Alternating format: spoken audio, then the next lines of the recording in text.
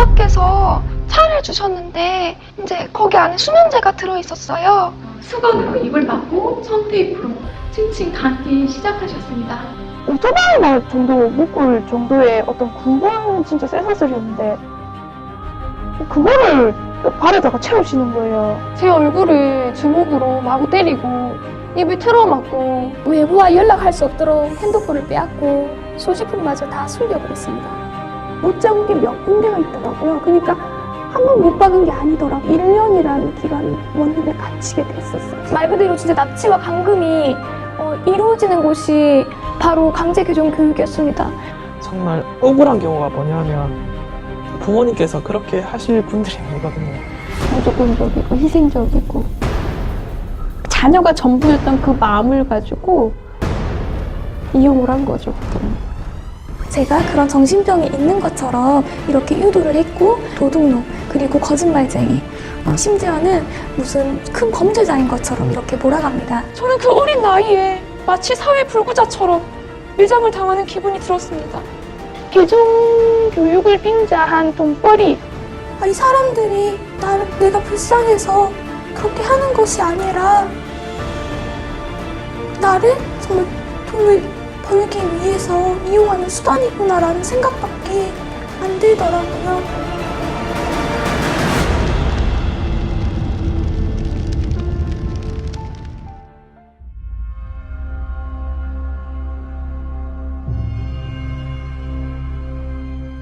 음식물에 수면제를 타셔서 저도 알지 못하게 먹고 잠이 들었는데 이제 어지러운 상태에서 눈을 뜨니까 이제 친척들이 저희 집에 와 있더라고요. 그래서 저는 이제 그곳에서 나가려고 시도를 하였지만 이미 몸은 제가 원하는 대로 이제 움직일 수 없었고 나가려고 했지만 이제 친척들과 부모님께서는 사주를 받아서 저에게 수갑을 채우시고 테이프로 입과 다리를 묶으셨고 이제 큰 여행용 가방에 저를 넣어서 이제 강제로 이동시키셨습니다. 이제 개존 목자가 자식이 마치 큰 정신병에 걸린 것처럼 그리고 정말 악독한 병에 걸린 것처럼 그렇게 부모님께 말을 하고 그 병은 나밖에 고칠 수 없다 이렇게 얘기를 하니까 그 순간 부모님은 개존 목자의 말을 들을 수밖에 없잖아요. 그래서 그렇게 좀 상식 밖의 그러한 일을 또 하신 것 같습니다. 개정교육이라는 것이 진짜 합법적이고 그렇다면 강제로 납치, 감금을 하여서 사람 불안하게 떨게 하면서 그렇게 이루어질 필요가 없겠죠. 부모님이 강제로 이제 뭐 옷을 벗겨서 무언가가 이제 핸드폰이라든지 뭐 연락할 수 있는 어떤 수단이 있는지를 막 다 점검하시고 막 수색 같은 것들을 다 하시고 그리고 이제 진짜 손도 안 대시고 진짜 매도 안 되시던 분이 온갖 폭언을 하시고 저희 부모님이 아닌 것 같았어요. 막상 아들을 꺼내기로 한 그 계획한 날이 다가오니까 그 전도사가 하는 말이 자기는 빠져야 되겠대요. 자기가 여기 끼면은 자기는 목회야 하는데 복귀하는데 무슨 문제가 생길 수가 있으니까 자기는 빠지겠다고 대신 경무원을 하나 사주겠다는 거예요. 그래갖고 그때 경무원을 사주더라고요. 어떤 사람은 뭐 수면제를 7알을 먹여가지고 성공을 했다고 하면서 아들한테 수면제를 너무 조금 먹인 거 아니냐. 더 많이 먹여갖고 이번에는 더 단단하게 해서 그 아이를 끌고 와라. 만약에 그쪽에 내가 끌고 오지 않으면 자기들이 우리 집으로까지 와서 해주겠다. 이렇게 얘기를 하더라고요.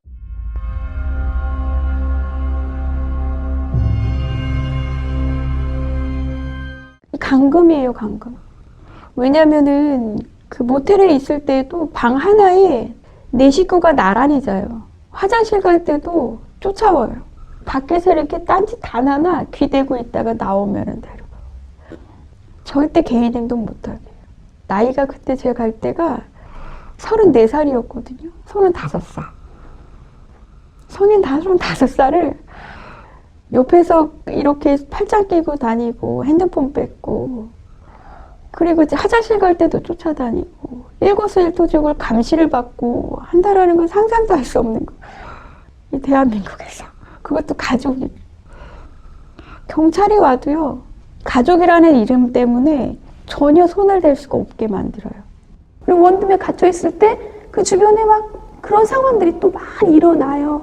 그럼 살려주세요, 살려주세요, 나 도와주세요. 그런 자매들의 울부짖는 소리 들을 때는 안에서 어떤 것도 해줄 수 없고 바로 옆방에서도 막 그게 옥신각신한 소리가 들려요. 그럼 벌써 자세히 들어보면 우리와 그들과의 싸움으로 막 그럼 또 한 자매가 또 끌려왔네. 밖에서도 막 비명 소리가 들리면 또 한 명이 또 끌려왔네. 막 그런 마음 아픔이 엄청 심해요. 근데 그 주변에 어쨌든 그 교회로 인해서 상권이 많이 도움을 받나 봐요. 그러니까 도와주질 않아요.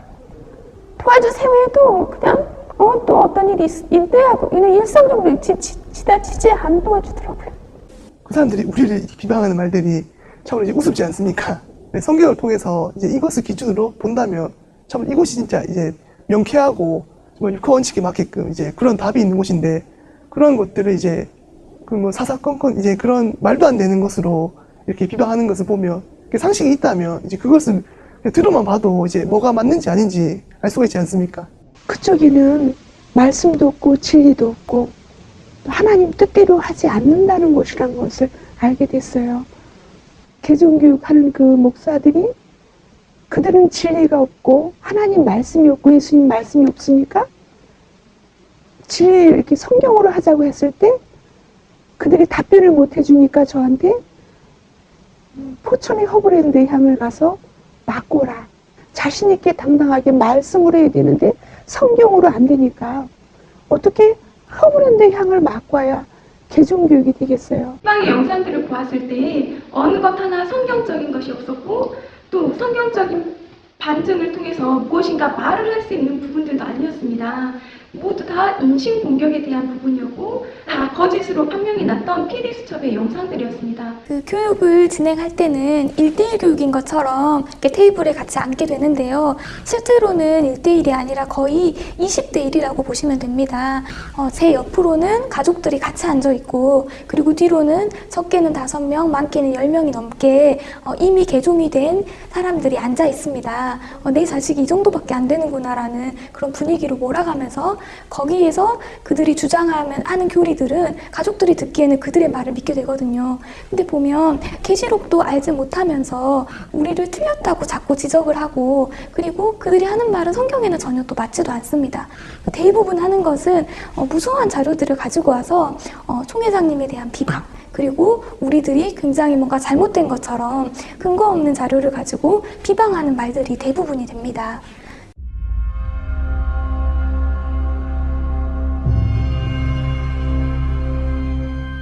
개종교육이 시작되고 저는 황 목사에게 많은 질문을 던졌습니다.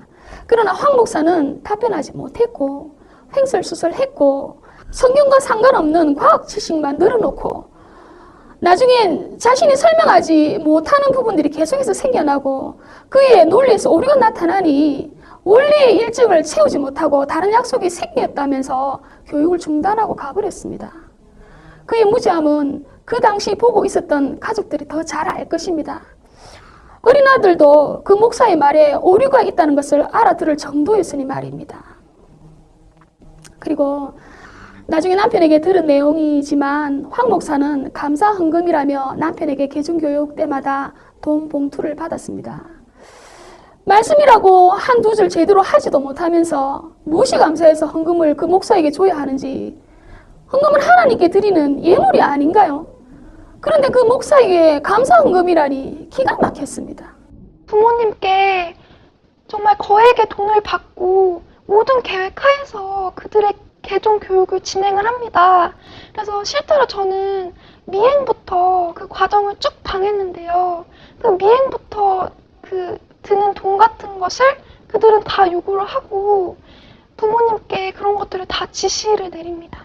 개종 목사들은 강제 개종 교육에서 탈출한 사람이 고소를 하거나 법적으로 문제가 생겼을 때 아무런 정말 약점, 허점을 잡히지 않도록 가족을 방패막으로 삼는 그런 치졸한 방법을 쓰는 자들입니다. 목사라는 사람이 직접 교육을 하는 중간중간에 자주 방귀도 끼고 영상을 틀고는 대놓고 눈을 감고 잠을 자는 게 아니겠습니까?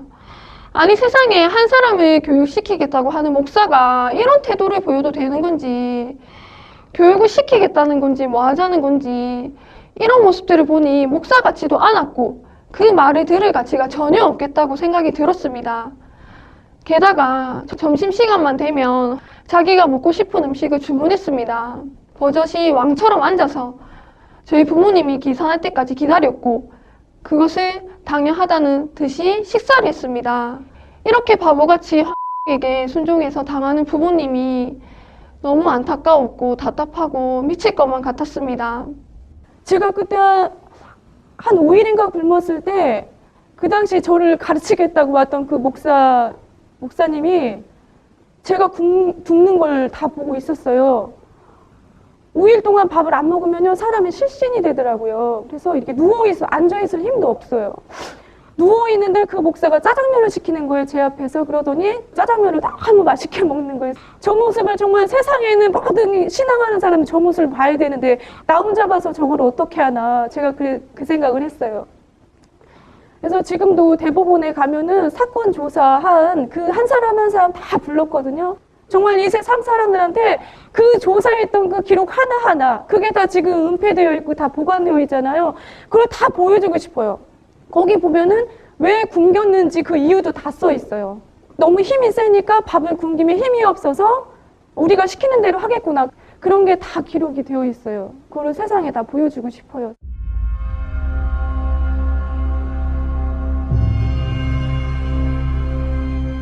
화장실, 베란다, 거실까지 못으로 박혀져 있었던 그 상황 가운데에서 정말로 이 사랑하는 가족들이 한순간에 이렇게 돌변을 하고 그 상황 가운데에서는 가족이 가족처럼 보이지가 않았습니다.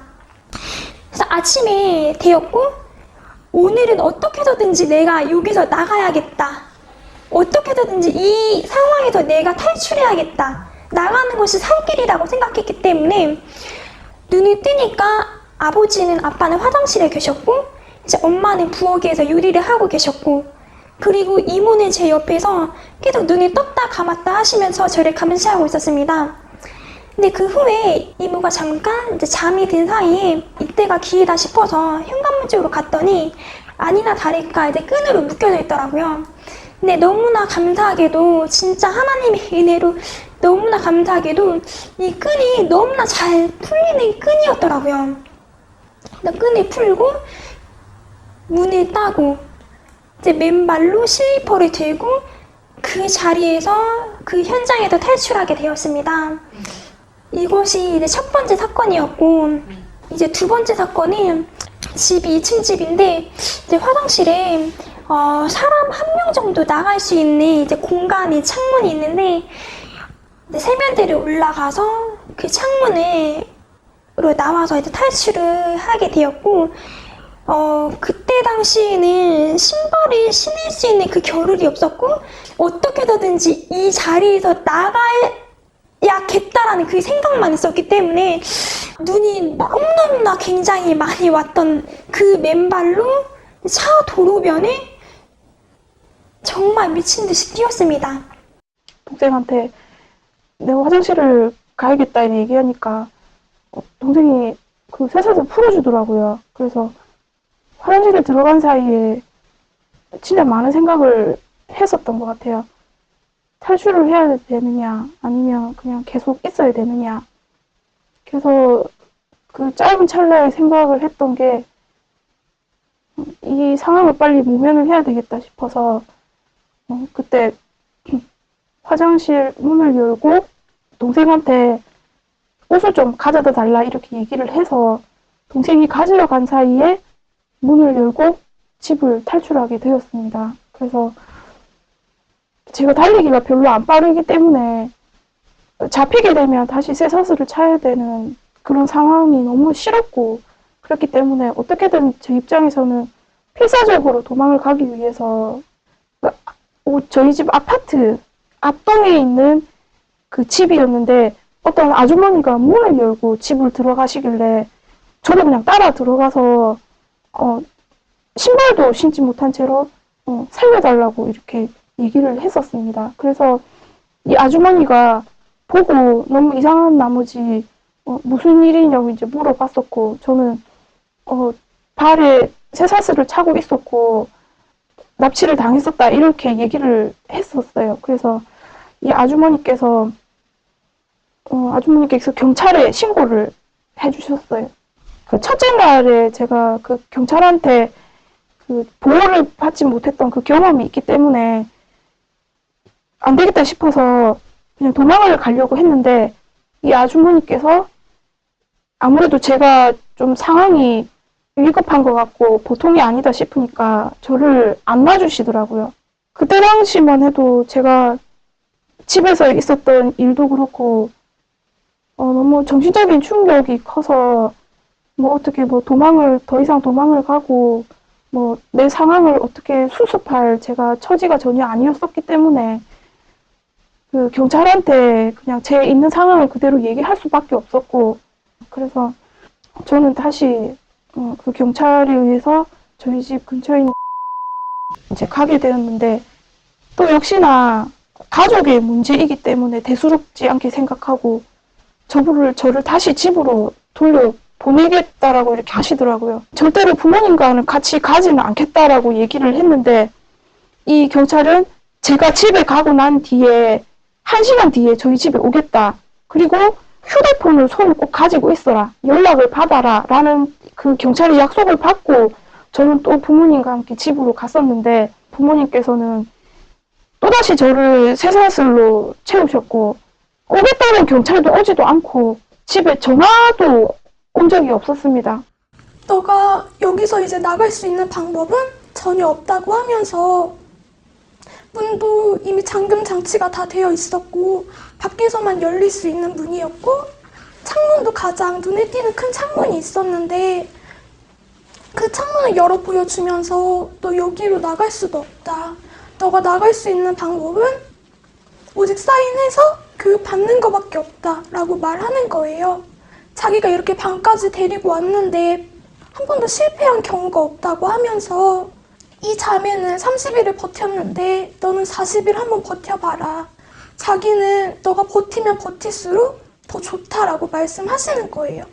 이렇게 사람을 비꼬고 신천지에 대한 그 비방과 인신공격과 그렇게 계속 안 좋은 말들을 막 하시고 듣기 싫다는, 보기 싫다는 영상도 억지로 이제 보여주려고 하는 경우도 굉장히 많았어요. 엄마, 아빠가 이제 다 사람들이 나가자마자 제가 아예 문이 열릴 수 없도록 혼자 있고 싶어서 그 문을 잠궈버렸어요. 그렇게 잠그고 갑자기 드는 생각이 있는 거예요.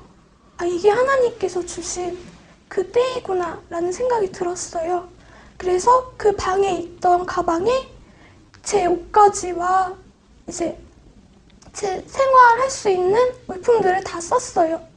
다 싸고 이제 밖에 나가서도 어떻게든 연락을 해야 하고 그런 게 있으니까 계속 다 찾아봤는데 아무것도 나오지 않더라고요.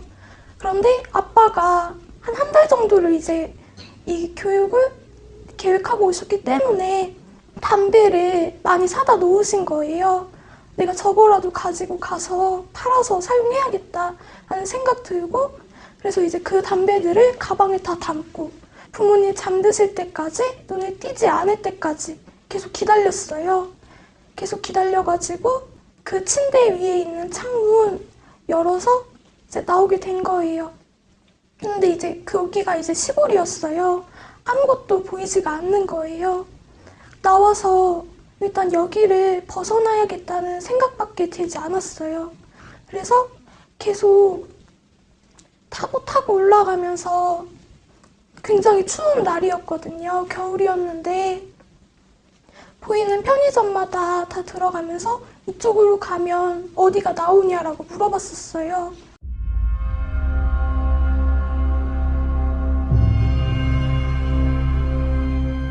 그들이 행했던 비인격적인 행위들이 정말 너무 기억에 남습니다. 그 수갑을 채우고 그다음에 안대를 가리게 하고, 그리고 정말 제가 저항을 하면 부모님을 시켜서 폭행, 폭언을 서슴없이 저지르라고 하는, 정말 그들의 그런 뒤에서 그렇게 부모님을 방패막 삼아서 그런 저지르는 그런 행동들이 어떻게 사람이 사람한테 저지를 수 있는 행동들인가, 정말 이거는 있어서는 안 될 일이다. 그래서 지금 실제로 저는 밤에 잘 때마다 그들이 저에게 했던 행위 때문에 그런 과정들이 꿈에 계속 나서 악몽으로 시달리고 있는 상황에 처해 있습니다. 가족들이 난데없이 납치범으로 변하고 징역 2년에 벌금 500만 원의 그런 아주 중형에 해당하는 그런 일을 자행하고 있으면서도 그게 그렇게 나쁜 행위라는 것을 모를 정도로 이 개종 목자들이 상담을 하고 있다는 거예요. 극도의 그런 불안감을 조장을 해가지고 이렇게 한 가정을 파탄에 빠뜨리는 것, 그것이 개종 목자들이 하는 짓이라는 거예요. 그래서 많은 분들이 신천지에서 감금이 되고 납치가 된다고 이렇게 오해를 많이 하시지만 저는 신천지에서 그런 것을 겪은 것이 아니라 장로교 산하에 있는 이단 교육을 한다는 그 교육에서 저는 납치와 감금을 경험을 했습니다. 제가 학교 생활을 했을 때는 저는 신천지 공부를 한다고 해서 모든 것을 다 내려놓거나 그러진 않았고 오히려 학교 성적도 올랐었고요. 대인관계에서 뭔가 문제가 되는 것도 없었고 그런 모든 것이 또 가족들 간에 화평도 굉장히 유지가 되고 있었고 하지만 그 모든 것이 대인관계, 학업, 그리고 가족관계 그리고 저의 뭐 개인적인 성향까지 강제 개종 교육으로 인해서 모든 게 다 망가졌습니다. 학업은 휴학을 강요해서 못하게 되었고 그 위로는 사람들의 눈이 무서워서 제가 나가기가 너무 힘들었고 가족들과는 서로 믿어주던 그 신뢰 관계가 많이 깨뜨려졌고요. 대인관계에서도 실제로 그런 트라우마가 많이 생겨서 사람을 믿는데 힘든 부분도 굉장히 많이 생겼습니다. 우리 가족은 정말 남부럽지 않은 화목한 가족이었는데 개종 목사들로 인해 서로를 불신하고 억압하는 가족으로 무너져버린 것입니다. 그 사실이 저를 가장 힘들게 했습니다. 또한 개종 목사의 지시로 같은 학교를 다니고 있던 지인들이 제가 이단 사이비에 빠졌다고 소문을 내어서 저는 정상적인 학교 생활도 인간관계도 지속할 수가 없게 되고 말았습니다. 저는 제가 앞으로 어떻게 살아야 될지 너무나도 막막해졌습니다. 어느 누구보다도 군대에 있을 때보다도 더 열심히 생활을 했었고, 그래서 조금이나마 집에 도움을 주기 위해서 바쁜 학업 가운데도 사실 아르바이트를 2개를 했었거든요.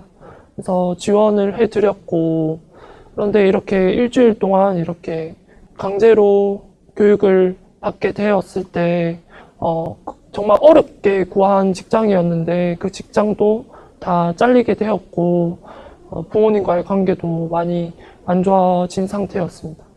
그 당시 이제 상황 모든 이제 서류를 내 앞에 두고 그 많은 사람들이 전부 다 나에게 이제 이혼할 것을 이제 강제적으로 요구하더라고요.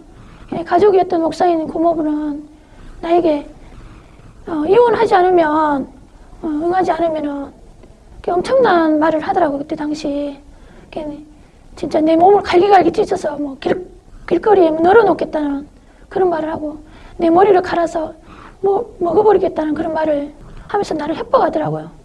세상 천지에 목사라는 사람이 말씀으로 나를 해유시킬 생각은 안 하고 그렇게 험악한 말을 하면서 협박을 할 수 있는 것인지 나는 그때 당시 너무너무 분통하고 정말 기가 막히더라고요. 또 계속적으로 감금하며 잠도 재우지 않고 말로 고문하는 상황이 너무나 견디기 힘들어서 나는 결국 이혼을 응하고 말았습니다. 그래서 남편의 가족들은 이제 너 갈 길 가라 하면서 나를 그 집에서 이제 내쫓았거든요. 나는 이제 신용불량자 상태에 옷 한 벌도 제대로 이제 입지 못하고 자녀들 얼굴도 보지 못한 데 이제 쫓겨났거든요. 신천지에 가면 이혼하고 가정이 피폐해지고 감금 폭행을 당한다고 하지만 우리 가족을 찢고 가정을 파탄시킨 것은 그들이었습니다. 나를 감금하고 폭행한 것은 신천지가 아닌 그들이었습니다. 정말 여러분들의 자녀가, 친구가, 그리고 주변 사람이 진짜 그런 상황이 닥쳤을 때 진짜 그 사람이, 사랑하는 사람이 막 호소하는데 그 사람의 의견과 생각은 완전 깡그리 무시하고 그냥 지나가던 사람의 말을 듣고 당신 딸은, 당신 친구는 그냥 미친 사람이야. 그 사람은 진짜 돌았어 이렇게 얘기하는 거를 믿는 거랑 똑같다고 저는 생각이 들거든요. 그러면 그 사랑하는 사람이 어떠한 기분이겠어요? 어떠한 정말 감정이고 정말 어떠한 그런 어려움과 마음에 그거를 한번 생각해 주셨으면 좋겠어요. 진짜 그것이 아니라 그 정말 사랑한다면 그 사람의 말을 먼저 듣고 무엇이 맞는지 옳고 그른지 판단해야 되는 게 저는 먼저라고 생각하거든요. 과연 신천지가 어떤 것인지 본인들도 한번 와서 경험을 보라는 거예요. 경험해 봐야만 신천지가 세상이 말하는 저 흔히 말하는 교회 사람들이 말하는 그것이 아니라는 것을 알게 될 겁니다. 그래 제가 아무리 아니라고 해도 그걸 믿지 못한다는 사람들은 있을 거예요. 왜냐면 보지 않고 이야기한 건 그거는 그 사람이 진실된 마음이 없잖아요. 저는 와봤고 제가 그것을 확인했으니까 당당하게 이야기할 수 있는 겁니다. 네, 우리나라는 종교의 자유가 있는 나라입니다. 그럼에도 불구하고 강제적으로 개종교육을 하는 것은 엄연히 불법이고 범죄 행위입니다. 이들이 범죄 행위를 버젓이 몇 년 동안 해오면서 수천 명에 다다르는 피해자가 있는데요. 그렇게 할 수 있었던 이유는 직접적으로 나서지 않고 가족을 이용해서 감금하고 폭행하게 했기 때문입니다. 결국은 가정 파괴범까지 된 것입니다. 이런 가운데 그들이 또 그들의 그 범죄 사실을 숨기려고 언론을 이용해서 신천지를 불법적인 단체인 것처럼 포장해서 언론 플레이를 하고 있습니다. 우리는 국민들 입장에서 그들의 거짓말에 속을 것이 아니라 이 모든 사실을 바로 아는 것이 그들의 범죄 행위가 또다시 이루어지지 않게 하는 힘이 될 것이라고 생각합니다. 개종교육을 갔다 와서 저한테는 정말 전과 후는 정말 180도로 달라졌어요.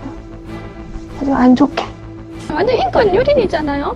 그래서 이런 일이 이 시대에 일어난다는 게 너무 기가 막혔어요. 제 인생에 있어서는 아직까지 지울 수 없는 지옥과 같은 세상 누구라도 나와 같이 이러한 일을 당한다면 얼마나 억울하고 고통스럽지 않겠나요?